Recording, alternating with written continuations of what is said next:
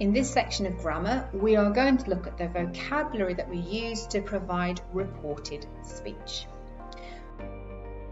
So reported speech is just how we represent the speech of other people or what we ourselves say.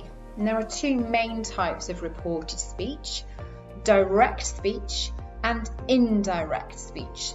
So let's look at an example of direct speech, that first sentence in green. Ben said, "I don't want to eat."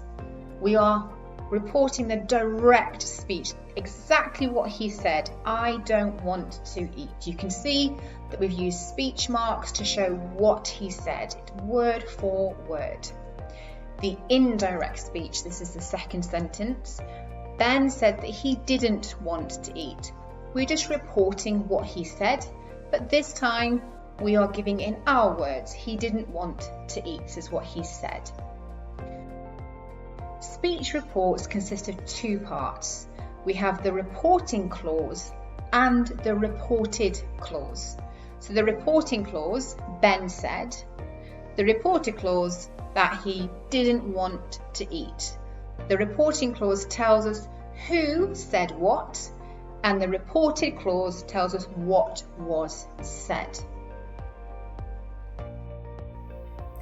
Normally, the tense in indirect speech is one tense back in time from the tense in direct speech. Let's look at these examples. Direct speech, present simple. Jane said, "I am happy." Indirect speech, past simple. Jane said that she was happy. Direct speech, past simple. Jane said, "I ate lunch." Indirect speech, past perfect. Jane said that she had eaten lunch. Direct speech, present continuous. Jane said, "I am reading."